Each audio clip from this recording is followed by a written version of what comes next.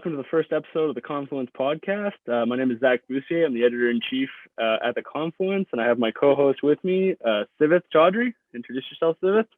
Hi, my name is Sivith, and I'm the health and science representative, and I'm a second-year nursing student. Perfect. So and I'm this excited is to be part of the episode 1. podcast. Excellent. So I guess we'll start off right with our first topic. Obviously, we're coming back to school. Some students have started a little bit earlier, but I think everybody is back into the swing as of the 11th, I believe.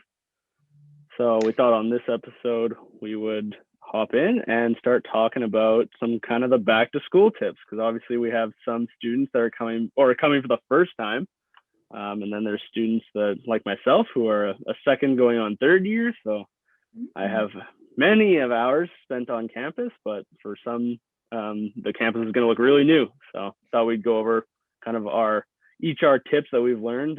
Sivith, you've been with the school for a while, and so have I. So I figured we could probably give some insiders information to how to survive the college, especially in this weird time where you're kind of there, you're kind of digital. I agree. It's kind of different going to school during COVID. I feel like the first tip I'd give is to be organized. Make a plan, because how do you survive COVID without a plan? Oh, for sure. I would say have an accountability partner, because if there's someone holding you accountable, then you're more likely to follow through with your plan and do what you want to do. I don't know. What do you think? How do you find that you keep yourself organized? Like, are you like a planner person? Are you more like because I'm like a Google Calendar guy, just right to the end. Like, just everything is laid out. 3 planners. Okay. So how do you split up your 3 planners? I have one for my life schedule, one for my entire semester, and then my daily planner for my month. So lots. And you carry them around like physically, like they're actually books? No, only one. So one's on my calendar, and then 2 are actually on whiteboards and a chalkboard in my room. Oh, there you go. That works. Yeah, exactly. Yeah. So, and then, I think one of the ones that like I wanted to talk about was like explore the campus. Like I find that when I first started, like I just kind of knew where my classes were, and then that was it. I just didn't go anywhere else. I was like, okay, it's on this floor and this floor, and that's it. And didn't really discover most of the campus. And I think like for the students that do have the chance to be on campus, like I think especially now with how quiet it is, right? We're looking at a much smaller population of students, so you kind of have more of that freedom to like explore the building, go to the like I didn't go to the trades building until I went with Damon like 2 months ago. I'd never been over there. I just never took the time to go over there, and it was one of those things where I was like, I probably should have gone over there. Like it's been there like the whole time I was here, but I just never ventured through that hallway to go over there. So I feel like it would have benefited me. I lived on campus and I've been around CNC. This is my 3rd year at CNC, and Damon was the first one to show me where the building was too. Okay, so I don't feel so alone that I also just like completely just disregarded that building. Yeah. I was like, wow, I don't need to go over there, but it was pretty cool. So yeah, I went 2 years ago. I think for the students that are also taking their classes all digitally, I think this is a good time to like kind of explore. And I know I've done it, like really explore Moodle. Like, man, did I have to use Moodle this semester? Like, it was like I needed to learn that thing, and not just like check grades, log in, check grades, nothing's been updated, close it. Like I was like, okay, I actually need to learn how to like use the chat function, use the announcements function. Like I got to really learn how to use Moodle. Figure it out. Which I mean is probably going to be very vital this semester, because I mean, last semester some of the profs were just getting into using Moodle like full time. So, but I imagine now like this semester is going to be full time Moodle, between Moodle and Zoom, right? Those are going to be the 2 big ones. Yeah, I think so too. I imagine that's how it is in nursing, right? Like you guys must be like have some of it Zoom, but then some of it still in class, right? Our instructors use Moodle for all our content. We do have some Zoom lectures, and then we have our labs in person. So we do still get some interaction. And then you have clinical, so you're also working in the hospital. Fun. How's working in the hospital right now? Is it interesting? It's different. This week's my first week back. It's definitely different. It's slower with COVID. I'm working on surgery, so it's slower in surgery right now, but I think it will pick up. So are you working like surgery north and south, or like on the I'm working surgery or north. surgery North, yeah. I know other parts of the hospital are very busy and they're at full capacity. So I know it's really hectic around. Not where I am right now, but that's how it was the last 2 days. It could like pick up tomorrow, as far as I know. Yeah. Yeah, for sure. it's definitely a crazy time to be a healthcare provider in, though. Oh, I can only imagine. Like, I can only imagine being like, like just being that essential right now. Like, you are the most important person that works, like, and not to like discredit people that like are also working during this time, but like nurses, like everybody relies on them. Like, they are without them, everything would fall apart, like it would, we I think wouldn't be it's able to. definitely like all the healthcare staff, like even like with the cleaning crew, like they have to go above and beyond now, and like the people that work in the kitchen, there's just like so much going on in the hospital, and like we're short a lot of things. It's definitely interesting, and I do think like everyone's really pulled together for us to survive the pandemic. Yeah, that's for sure. They've definitely, like, from all the times that I've been in and around the hospital, like, they are just working. Like, there is no, like, they're right up here working, like, just hard, like, and it's relentless, like 12 hours, and it's like they don't stop at all. Like, it's just like really quite impressive, to be honest. Like, it's just like you said, everybody just rallies together, and then I think they just see that, and especially like the cleaners too. Like, I mean, the cleaners and that's a lot of things that I didn't really take into consideration until I really started to think about it. I was like, a lot of the like the nurses run like a one part of it, but then you got to think as well, like the cleaners, the the people that just maintain the building, that maintain the parking lots of the that just keep the hospital running. Like, these people are just having to work just as crazy. Just It to keep is. it. I agree. Yeah, no. But lots of opportunities to learn. Oh, I bet learning. Hopefully, we won't go through a pandemic again, so we won't have to go through this. Yeah, hopefully we should have like a little bit of buffer room here between like the next one. I'm really hoping. Like, it doesn't seem like a pandemic comes around every year. It's not as, so we should. I hope not. Hopefully we're not running into pandemics every rotating year. Like, it's not going to be like winter weather patterns where it just rolls back every 2 or 3 years and comes back. Like, I'm hoping, right? Fingers crossed. So I guess like the next thing for students, I guess, would be just to like really discover the school resources. I found that I didn't until my second year. I was like, oh, like, I kept hearing about it, but like I never really like dove into like what the school offers. And especially like right now, like, take advantage of that. Like, it definitely, like, going to like an academics online for the most part, like, that's definitely challenging. And like, I had a challenge last semester. Like, it was, I'm someone who likes to be in a classroom setting, and I thrive off of communication. And when you don't have that, or you don't have like your classmates to also bounce ideas off of and study with, like, it's difficult. And like, definitely found that they had like the tutoring and the counseling and financial aid and all these things, and it's really streamlined. Like, I find that this year they've and probably in years past too, but now especially because a lot more students are accessing it because of being not always on campus, right? You can't always go see academic advising, right? Like, if you're not, and some people aren't even in the country right now, so it's like still being able to have those resources even if you're not in the country or not in town, right? Like, it's definitely been something that I've seen as like valuable. And it's especially this year, like, I've seen it like be really valuable for students to just kind of have an idea. And I'll include a link in the bottom of the video too, so that students can click on it and go find like what all the school that's offering. So yeah, I think that was, I don't know, have you ever like used any of the services? I've used the counseling, so I go to weekly counseling. I love the service, the counseling service on our campus. I've also used the tutoring for pharmacology math. I found it was convenient with it being online, just because I get to do it from home and I didn't have to get up and go in. And he had a whiteboard out, so he was just drawing on the board, and I was just sitting at home writing my notes. I guess the only hard part was that he couldn't actually look at my math. Like, it was hard to show him all my math in the screen. Right. Besides that, I didn't really find it as like a barrier. I could see it being a barrier for a new student because they may not know that is offered. Those services are offered. Because I didn't know those services were offered until I walked around the halls, right?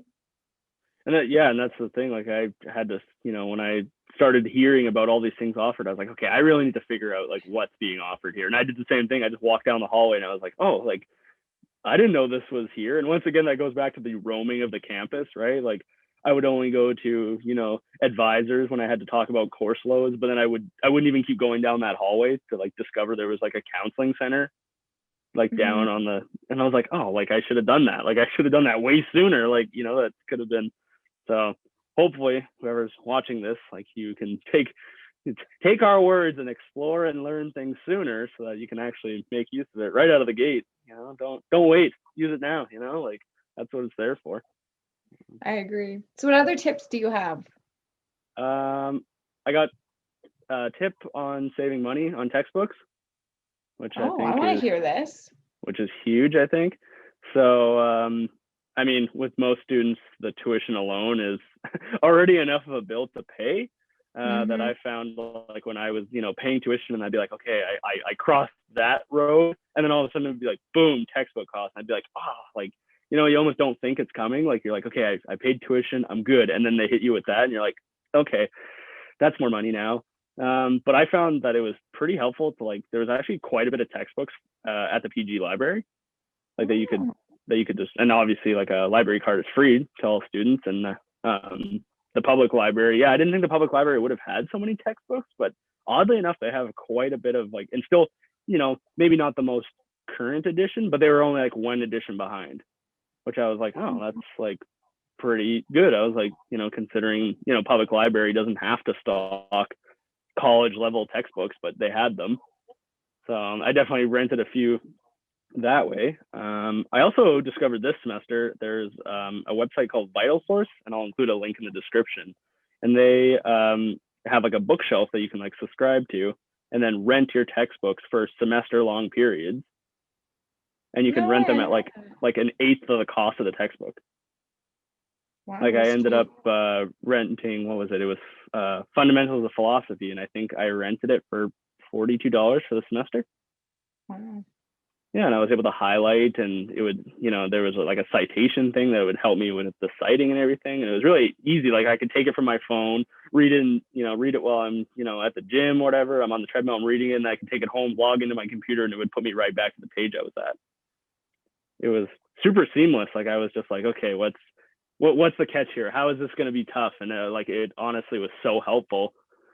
And being able to have like when you're in like a PDF, you're able to put in like, oh, go to page 140. You could just go right to a page. And I was like, oh, it was convenient when you're looking for a quote and you know what page it's at. So I definitely used that, which I was not aware of it until last semester when I realized I was like, well, I'm not going to go to the school to buy books. I guess I'll just buy them from home. So, and there's always Amazon. Obviously, Amazon's getting big with textbooks. They're starting to carry just about every textbook under the sun at this point. And then there's also, some students might not know, but there's the CNC textbooks PG page on Facebook, which I mean has been. Civic, you didn't know that? Oh my God, I'm gonna have to send you the link, I guess. I know, I buy them from the library. There you go. So yeah. I mean, from the bookstore. Yeah. So, and that one, that page on Facebook I find is really helpful because it's like an easy way to be able to just like sell, buy, and trade your books. Like, I've run into that a few times where it's like, oh, I need a psychology 100 textbook, but then someone needs like a kinesiology 200 textbook, and I've done like straight across trades for textbooks. And it's just like, oh, like, it just sometimes it works out that you find someone who's like going into your study and you're coming out of it, or vice versa. And sometimes it's it's nice, right? You can find someone that's getting out of a study, and then you guys both benefit, right? So definitely check out. I mean, like, I've definitely had some textbooks that I wasn't using anymore, and I find that's the problem too, is that sometimes you gain a surplus of textbooks that you've kept for Like you go 1 semester, 2 semester, 3, all of a sudden you've got a book, you need to buy a bookshelf just to hold all these textbooks that you're probably not, or at least in my case, I wasn't going to look at ever again. I was like, there was like a handful that I was like, okay, these are super valuable, like super valuable books I'm going to read again. And then there were some that just weren't. And I was honest with myself. I was like, I'm never going to read these again. So why just keep them, right? Let someone else get them. Use them. I also know that you can use open textbooks. I don't know if you knew about this, but sometimes some of our instructors will link them. When I was upgrading for biology, my instructor used them, and they're just like open textbooks online, and they have like the same information. They might be older editions or different types of textbooks, but they're pretty much the same. Yeah, so you can also find open textbooks. Oh, see, I didn't know about that. There you go, Sarah. We're learning.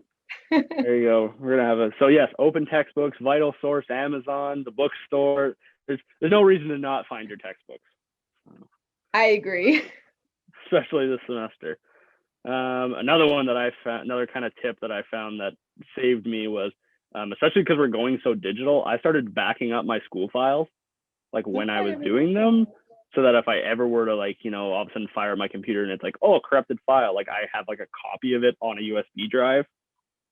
I definitely ran into that problem. I lost a history paper 2 days before it was due. So that was 8 pages gone. I was like, oh, because it just didn't want to open anymore, and I couldn't revert it back, and it was just really, it takes you write a good paper and you're like really happy about it, and then it just disappears, and all the momentum just it just goes down. You're like, oh, I don't want to write this again. You never come up with the same ideas again. It never happens. You can't be like, oh, I'll just there we go. The ideas all came back the way they were written. It's like, oh, it's just going to sound different, right? I'm going to have to go back and, and then you got to reread. If you didn't highlight any of your citations or anything, it's like, oh, now I have to go back and find, hopefully find the quote that I was looking for. But, you it never came back to what I wanted. And then after that, I was like, nope, you know what? I'm going to back up all my files. And I mean, USB keys now are as cheap as Starbucks coffees. They're not that expensive anymore. I have one of my keys. I think I paid $6 for it. It almost seems like everybody should have some sort of, an SD card or a USB key, right? Just to be able to keep that on there. And then I found it super easy. If I wanted to bring it to study with a classmate, or I had notes on it, then, I could just bring it to, wherever we were studying, and then just plug it into either to a TV or into a laptop. And then you're able to kind of carry your notes with you. I don't know. I might sound like a total digital guy, right? And now I'm like, no notebooks, just USB keys and computers. Forget it. But I don't know. I found it super useful. I was like, okay, well, a USB key, why not? Because then it and it only takes what? You're typing and you're drinking, coffee. You spill it all over your laptop. It just takes something like a clumsy thing like that, and you can lose an entire semester of work. Yeah, I can only imagine. Especially. So did he get that essay done in time? Yeah, I got it done in time. Yeah, it was late nights and early mornings, but and that adds to it adds extra stress to the semester that I just didn't want to. And after that, I was like, hey, I'm just gonna start saving my files elsewhere, so if something goes wrong, at least it hasn't. Because that took it was near the end of the semester, which was good, but it still took a lot of. It was the heartbreak and the motivation, and it was just oh my god, I have to do this. It was another paper to have to do, and especially I find you got to keep your morale pretty high in the courses, especially when you're someone who lacks the for me lack the classroom discussion, right, and just the social presence of it. I was I really had to keep myself motivated and just constantly work at it and not let it get away. Where it's oh, I'll do it tomorrow, the next day, next week, next month, and all of a sudden the semester's half done, and you're like, oh god, I should probably get on this. So I don't know, how did you find that in nursing too? Or did the prof keep you pretty on track with everything? In nursing, if you ever get behind, I don't think you can ever catch up. There's a lot of accountability for yourself, I think, just with the profession and with school, because there's such a big course load. But we do have discussion posts that we do weekly. So we do interact with our class, which is nice. And we see each other in clinical and lab. So we can ask our questions. So it's kind of hard to get behind. You really, I guess you could get behind up until the midterm. Our midterms and finals are also all cumulative. So you don't really have the opportunity to get behind. Okay. Because you have to know it. But I could see people getting behind for like other courses, or even like for my electives. I could see it being easier to get behind. Yeah. Well, it's nice that you have those discussion boards and stuff. Like that definitely is I wish there was more of that, to be honest. Like there was more just being able to brew up discussion and just kind of keep everybody. Because I found like in my courses, I wasn't even sure who my classmates were for the most part. Because like we didn't discuss anything. Like it was just is they'd yours show an up open and program? What's that? Is it an open program? Yep. It is open. Okay, yeah, mine's a closed program, so we go through the program with like the same people. Oh yeah. Throughout the year, so we get to know each other. I'm arts, so that's open. Oh, okay. So. Okay. Oh, okay. I didn't realize that nursing was closed. So yeah, that I guess you guys get. Yeah. The successes and the struggles are all with the same people all the way along. Honestly, I mean, in a way, that's almost a big family. That's kind of a good thing, almost in a way, right? You guys support each other along the way. And I agree. Yeah. I guess my next one that kind of rolls into it is taking time for mental health. I think is huge right now. I wrote notes on that. I think mental health is so important. I'm so happy we're discussing this topic, and yeah. Let's get into it. Why don't you get it started, and then I'll talk about what you said. I'll do it. So I'm just like, I find like, especially like right now, like academics, mental health, and trying to merge that with a pandemic is definitely hard on the mental health. And like I find especially too, like the mental health starts to impact the physical health, right? It's all interconnected. We know that. I just find like especially for maybe some new students that are just new to Prince George in general, or they're back. Like I definitely value having that physical activity portion of it. And like I know a lot of the gyms that are open in Prince George right now, they do offer student deals or student rates, which makes it definitely easier to get into extra physical activity. But I think at the same time, like if physical activity like isn't like your thing, like I totally get that. And I think like a lot of people have to focus as well on the hobbies that they enjoy, no matter how big or how small they are. It can be something, very minuscule that you think, oh, it's not really a hobby. It's just something I do, and or it can be just a massive hobby that just totally encompasses your life. But I think like you still have to focus on those, and you can't or shouldn't push those to the wayside, because I think that really starts to affect kind of like, your relationship with your friends, your family, and especially with being so distant right now. Like we're not, and we should not be going over to people's homes and, social gatherings and all that. Like we know that.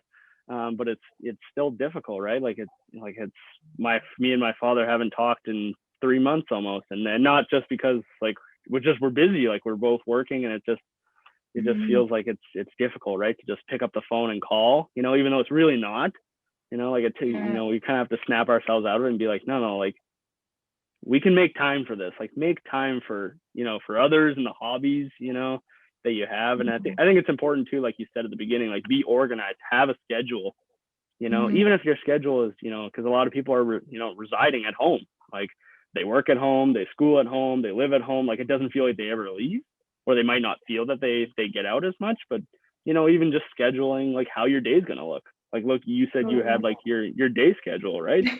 And you can, even if it's, if my schedule is just get up and walk the dog and have breakfast and then school, like at least I'll continue to follow that schedule, even as simple as it is, right? Just to feel like every day has, you got something to do, something next on the next in line. So I think like mental health is doing like the little things throughout the day, like you were saying. And even so like we are at home, and I agree a lot of us are at home, so taking that into account, I think people should think, what can you do at home? It's as simple as like taking a hot bath or journaling. You can attend counseling from home. You can eat well, talk about your feelings, you can journal your feelings, you can still color. There's like a lot of little things you can do. You can go to Michael's, start playing with Play-Doh. Do you know how much fun Play-Doh is to play with? I haven't played with Play-Dohs in probably 10 years.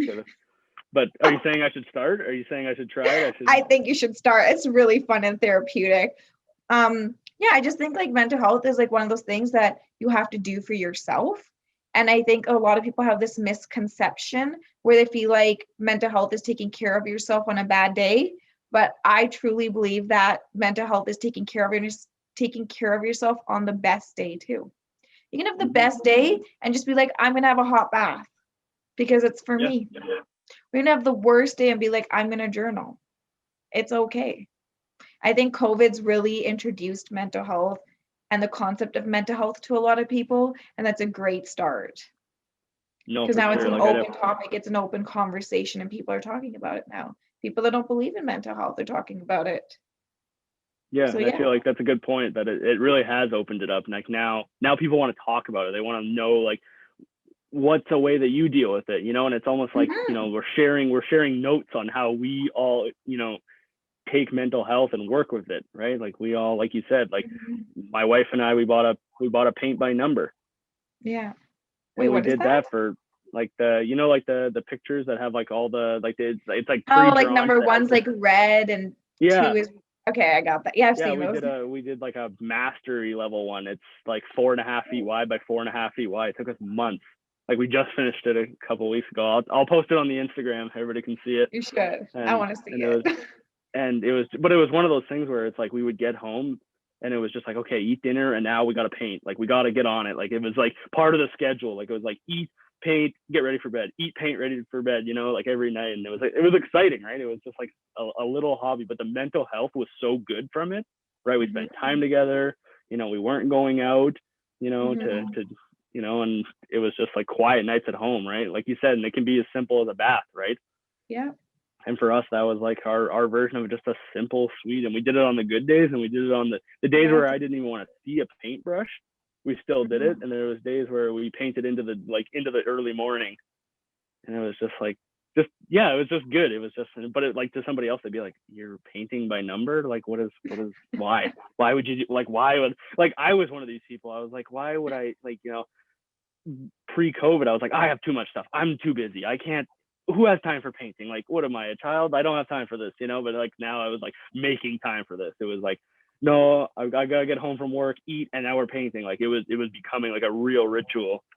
And I think like just having like that schedule, right, of and things that you just throw in there, just to like make it, you know, to make the mental health just like feel good on the good days, but also to be there, you're pick me up on the bad days. I agree. Yeah, I'm passionate about mental health. I'm glad we're talking about it today. I want to hear what other people do. You guys should post what you do on Instagram and Yeah, tag post it us on in it. Instagram, post Yeah, it in the comments down below, post in the definitely. comments, and I want to tag CNCSU because I want to know what you guys do for mental health. Share your ideas. Yes. Why not? Right? Yeah. That's what we got to do. We got to share ideas, you know, like we can, you know, we can't come up with all of them, right? Like, and people all have, like you said, they all have different ways of doing it. And like, you would have never thought of like one way and it'd be like, wow, like I'm going to try that now. And that might be the next best thing, you know? Exactly. Damon bakes cookies. He just wants everyone to know that. So I'm going to share it on his Damon behalf. bakes cookies. Oh, If well, you want to eat I cookies, go to specialize in Damon's not house. staying on my diet. So Damon, you're gonna help me not stay on my diet. New Year 2021, it's over. It's done. It's done. That's it. You've been brought to the light. Sorry. He'll bake low-fat cookies so that you can still eat them. That's good. So we can go stand outside his house and he'll hand them to us while we wear our masks. That's all I've ever wanted. All right, so now we'll move over to the section that a lot of people have been sending in. So the submission part of the Confluence. We'll move over there. I have been flooded with submissions, which has been great. People have been holding with me. I know we've been a little slow getting back up in it, and with wanting to create the podcast, that's created some extra time that we needed. But now I'm ready to start showing off all these submissions I have. My mailbox is getting too full, so now I got to start showing some off so I can get some new ones in. So we'll start off with, let's see if we can pull it up.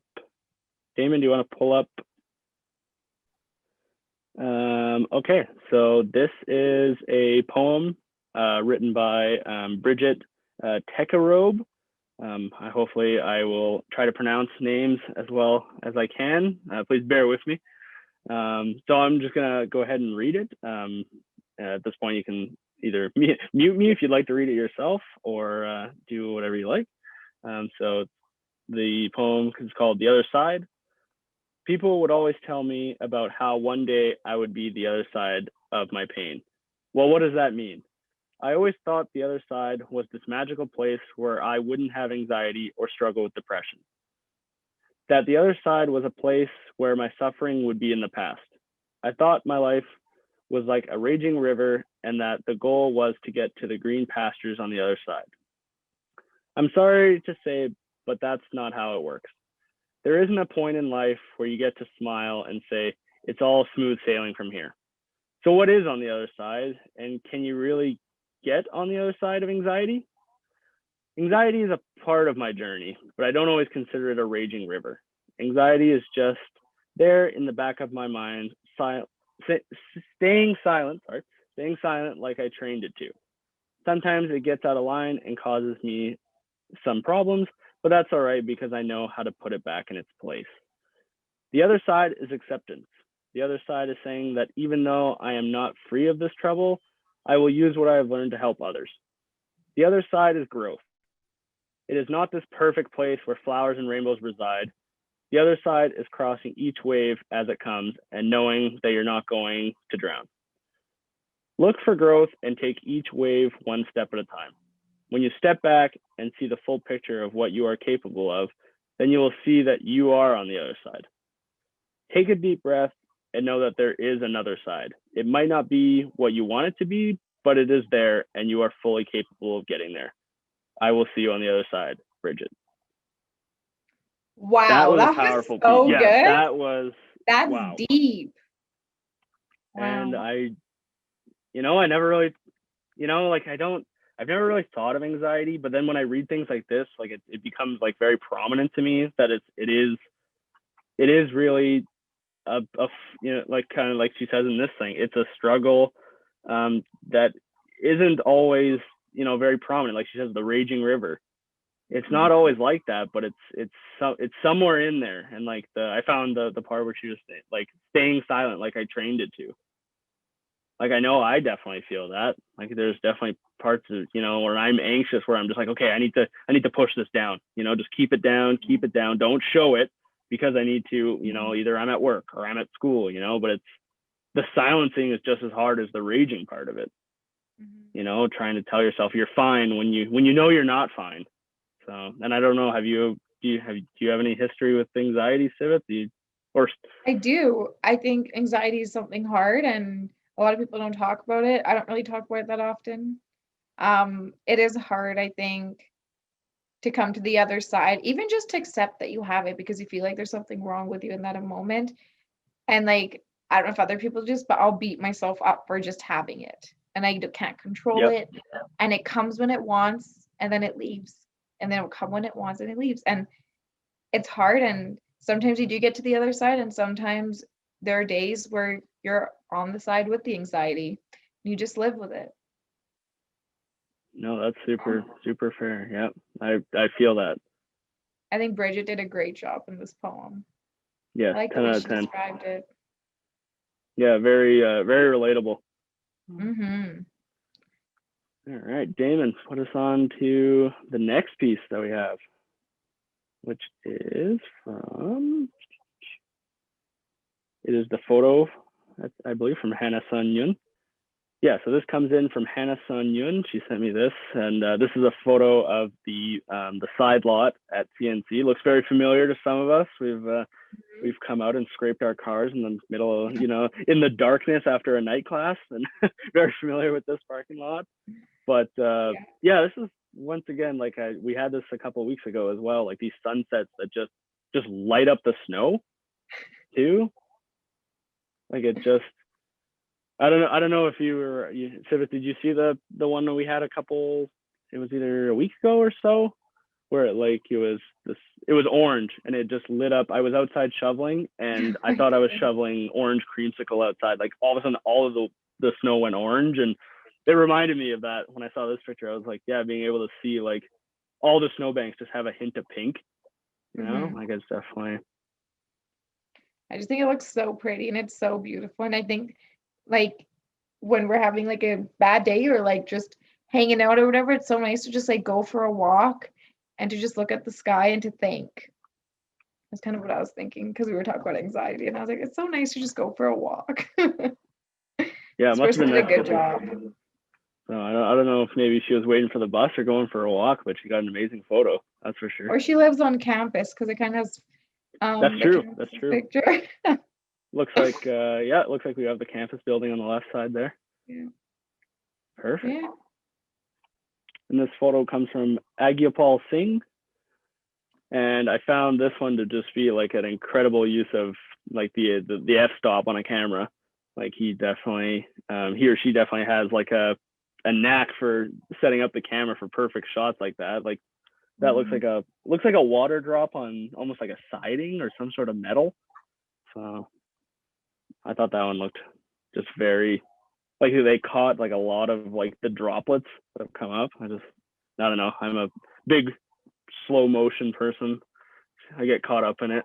Seeing that's my nerd out. I just like camera work and slow motion stuff. So this one was definitely one I enjoyed. I like it. It's definitely different. And the person did a really good job with the drops. Is that lighting? Like, how do you take a picture like that? I can I never don't take know. That's what I was looking at too. I was like, there's shadows and lights that I'm like, Yeah. the background's still dark, but you still get light up front. Like, They did. definitely above my skill level. That's for sure. Oh, mine too. Not a photographer, but this is might have to reach out if I need photography done because this is an incredible shot. And we'll move on to our last piece. And this piece comes in from Fidel Abarca. Mm-hmm. And it's, I'm sorry, a 2-word sentence that is hard to say, harder to admit, and hardest to mean. To some, it comes out of the mouth easily, but to the most, it's not. Sorry. Now adjusted to 1 word. Still a sentence, but you can tell if it's sincere or you just want to say, excuse me. It is a very popular statement, like a substance that is frequently used, misused, and abused. Maybe because too much pride and self-love. We're too blind to see your own mistakes and too difficult to admit that it's our fault. So if you don't mean it, don't say it like a poison on your lips, ready for a deadly encounter. What is expected from you and me when we say it? Spell it. S, sincere. When you say it, mean it. O, optimistic. Be positive. R, respectful with regards to the meaning, not the spelling.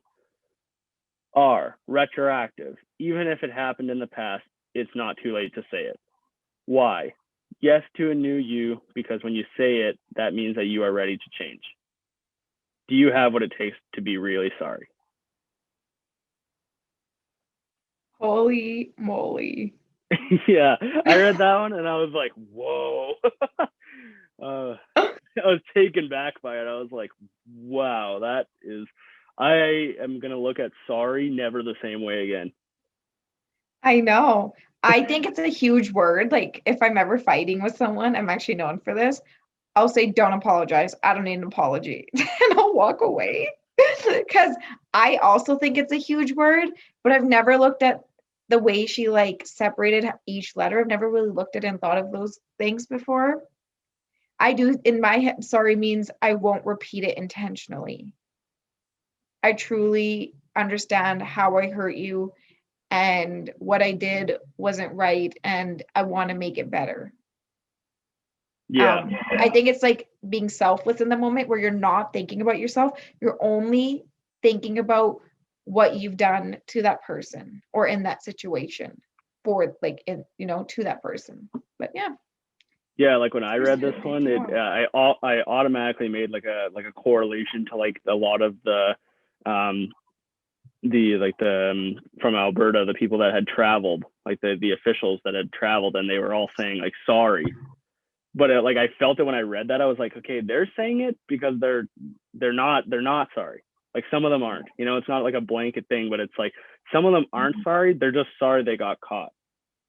Honestly, it's so true because I was like, in our yeah, like they're English saying vocab. sorry, but they're not. Like I know they're not. And then when I read this, I was like, they need to see this. Like I was just like, this is a perfect example of how you can just use sorry to try to cover, right? To just try to be like, oh, I'm sorry I did, sorry I did this. But it's like, are you really saying you're sorry you did this, or are you just saying sorry you got caught doing this? And I read that and I was like, wow. I was like, that is pretty on the pulse for what's going on right now. Like, definitely when it seems like, sorry and COVID have like a connection, especially when it comes to not following advisories and rules. Like, seems like sorry seems to be one of those words that come up. And it's like, well, that's not, if you truly are, then okay. But if you're not, Don't then say what, it. like you said, yeah, you use it, abuse it, and that was a perfect way she said it. So yeah. Thank you to all our submissions for this week. Definitely send in more. I'll be throwing down the email in the description below, so you guys will be able to send it in, and never stop sending in. Send in as much as you want, whenever you want. I always have my email open, and I try to reply to you guys as soon as I can. But with COVID, I'm a little bit slow on the replies, but I do get them out to you. So, and obviously, if you were seen on this episode and your content, I will be reaching out to you about your $20 submission check. So stay tuned for that. And everybody can use $20 right now. I know I can. Like, $20 goes a long way on Skip, and you can't go to a restaurant or you can't go out. Like, might as well, right? I agree. Lots of Play-Doh. Right. Yeah, there you go. Yes, Sibbles with the Play-Doh. You know how much I can imagine you can buy a couple of tubs of Play-Doh for $20. I can imagine. I don't know the going rate on Play-Doh right now, but I think $20 could get you into the hobby for sure. I hope. All right, our last topic for the episode. Definitely hot on the news right now. U.S. riots on Capitol Hill. Yeah. Have you been watching like every other Canadian, just glued to a television? You walk by and you see it and you're like, I can't stop watching. I just can't stop watching. Yeah, I have been following it on Instagram a bit. I looked into it more into detail today since I knew we were going to talk about it. I knew a little bit about it. It's sad. It's shocking. I don't understand why we have to protest things with violence personally. Yeah, I don't think you'll ever understand that though. It always boils down to that, is what I'm starting to like. When I saw this on TV, I know the first time I was at work when I saw it, and it's what I can imagine, like large catastrophic events in history, where everybody stops. Like our lunchroom was like, we were all spaced out, but we were all the way into the back of the lunchroom where you couldn't even see the TV anymore. We were just all watching when it was being broadcasted live. We're just like, what is happening, right? Like we're watching this, and it's history being written is what it is. This is gonna be in a social studies 11 or 9 textbook. Just wait, it's coming. Like it's gonna be in there. Like there's no doubt about that. Like, I shouldn't even be laughing, but that's so true. I'm not laughing at the event. I'm laughing at the fact that it's gonna be a socials textbook. And yeah, no, you're right. I mean, like down the line, like when I have children, like this is gonna be something that's gonna come up in a textbook somewhere. I'm just waiting to see it. It's that, and along with so many other things that are gonna be, like the 20th century has brought on many things to be written in textbooks, but I think this is one of those moments as well that won't be just forgotten, pushed to the wayside. This will be, there'll be a chapter on this, or how the world changed after this, and I think like you're starting to see like a lot of, countries and, like our prime minister as well. Like I have a quote from him I'll read in a little bit that just like everybody's taking a stand and opinion on it, which I think is really bringing it to the light. It's not being just shoved under the rug. Like it happened, we'll get over it. Like a lot of people and people from different countries around the world, like not just at the United States level, are starting to analyze this and really question like why did we have to let it get to this point? And I think that's good. Like you said, it's like mental health, right? You gotta bring it up. You can't just push it to the side and hope it gets better. Like you got to bring it up and talk about it. I'm glad we're talking about it, because if you don't talk about it, it's not a conversation. It's not a conversation. People aren't educating themselves and looking into it. And no, Exactly. no one should ever have to get over anything. And we shouldn't have to push these types of things underneath the rug. That's exactly That's it. our right. That's our right as Canadians. That's our right as humans around the world, to stand up for what we believe in the right way. We don't need violence. We don't need to have shootings. That's not the answer. No, and like I definitely find like this time around, like when I was watching it, like the police are being looked at a lot more under the microscope, if you'll say it that way. Like they're just, a lot of things are being picked apart right now and looked at, and I think like as much as that does cause extra stress of some kind, or it causes extra investigation, I think that's where we need to get to at this point. That's what we have to do. We have to start looking at why actions are happening and why the behavior is happening and why are they connected together. Like what is happening? Like why are we having to resort to violence? Like what wasn't achieved up until that point that then resorted to violence?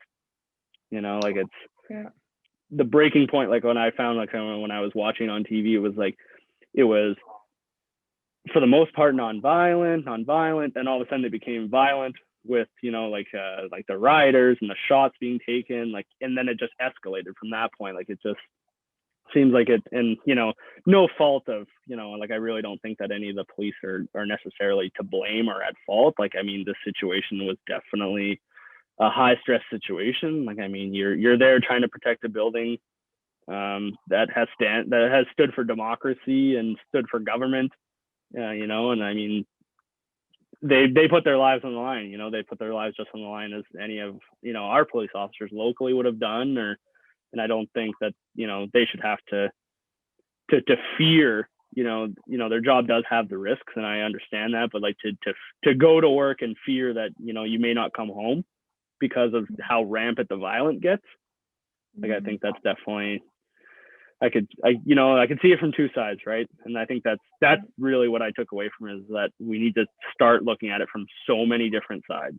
Like maybe it's not two anymore. Maybe it's four sides. Maybe it's six sides. We got to start looking at it from different points of view. And I mean, sometimes the news stations, they don't do that, right? They look at, CNN will look at it from CNN side, or the news, another broadcaster will look at it from one side. But I think it's taking in the whole experience and the whole event, and being able to really see it for what it is as a whole. And I think that's what I found in the last couple of days, is just how many like outside sources have started to discuss about it. They're talking about schools are starting to talk about it because the students are affected by that as well. So it's like it's starting to come out more, and just it's not, oh, this is adult stuff. Like we're like even people and like kids in the elementary school and the secondary schools are starting to talk about it, right? And and I mean the new generations are becoming more informed. I mean, technology is going to do that. Like look how fast that they can get information now. It's just like you pick up this device in your hand, boom, it's there. Like you're watching it live, like right off of your hand, and it's it brings up, there's no real way to be able to push stuff under the rug anymore. Like I agree. It's so prominent, and everybody can get a hold of it. It's the digital media, right? Like everybody can get a hold of that. So, and I found it kind of interesting. I was reading a quote today, and I'll read it out right now, from Trudeau on his press release just about I think we're at the 10-hour mark ago when he did it. And he said, quote unquote, we have a responsibility as Canadians to continue to lead with respect, to engage substantially with different points of view, and to never resort to violence as a way of impacting public discourse.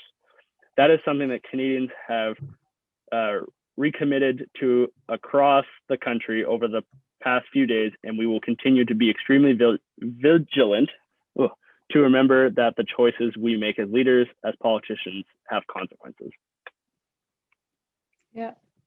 And I think that's, I definitely, when I read that, I was like, yeah, like, you're, and not to, I'm not going to sit here and be biased and be like, well, like all the other politicians are bad except for ours, everybody has issues. No one's perfect, right? If we were perfect, we would be robots. We wouldn't have any problems, right?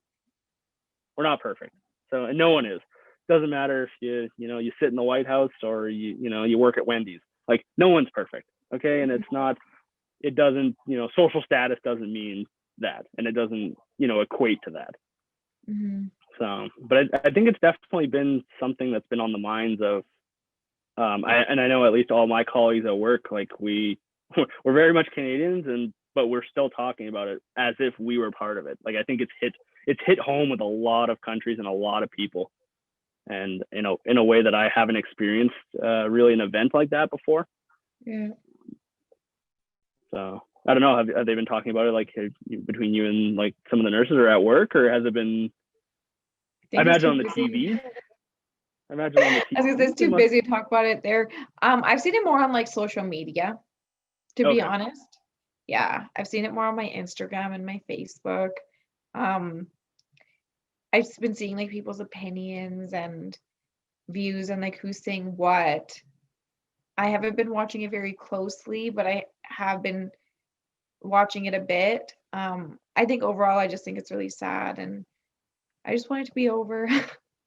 I don't understand why we've had to go here. But I guess we'll just see how things go, Yeah, and I think, like, especially like you said, the social media outlets have been just like really pumping this out, and I mean, in the form all the way from a meme, as much as it may seem like, or a TikTok. It's like people are like, oh, it's a meme, it's being disrespectful to some of the younger generation. This is how they're learning. They're like, where does this meme come from? And then they look into it, and maybe that's the stepping stone, right, to start to read articles, to watch newscasts, to watch like I'm someone who doesn't own cable anymore, and I haven't in the last like 5 years.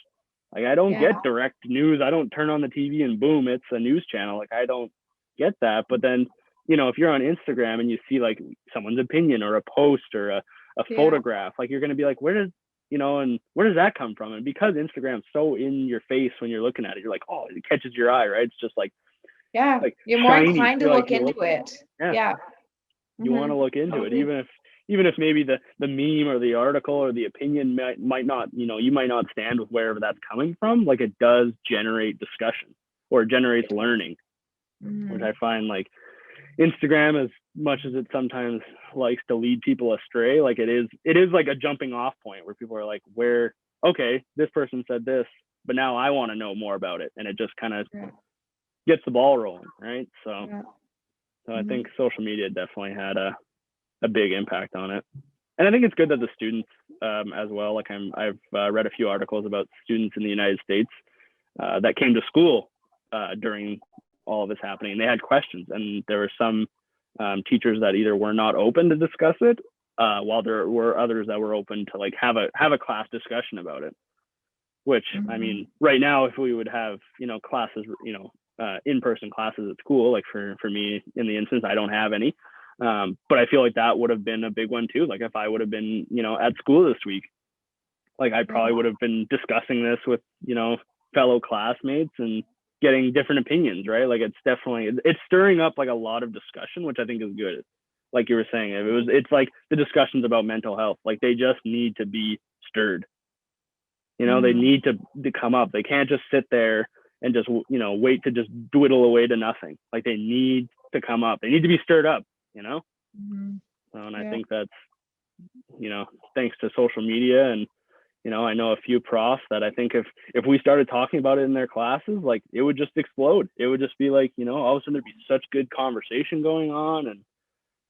And so I think that it's, like you said, it's a sad time for definitely the entire world. I would say I would make that statement that the world has been affected by this. But I think that I'm looking forward to see what comes from it and history moving forward. I think maybe, and I think with every event that happens that really turns into riots or turns into violence, it's one step closer to getting more answers, more questions, and more solutions. And it's sad to think that it requires a death count to be able to move forward, but I'm hoping that we're getting there.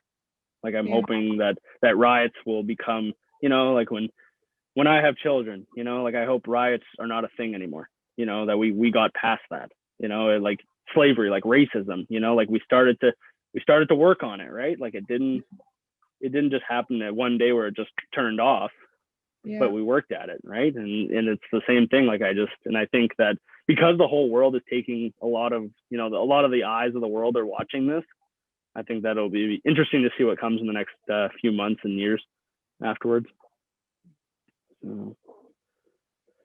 But I think we're at our end point here. Had a good discussion today. Thank you for having me on. No worries. As always, Shiv, the co-host, and Zach, and we thank you for stopping by.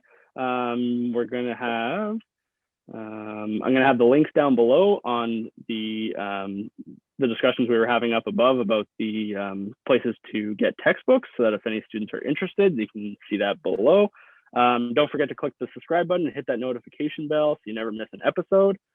Make sure to visit our website, and as well the www.cncsu.ca/confluence, where you can find articles from writers like myself as well as others. And if you'd like to submit your work to be shown off on the show, please send it to editor@cncsu.ca, and we hope to publish you on this episode. As well, all these links will be down in the description below. So there we go. Cool. Signing off. See ya.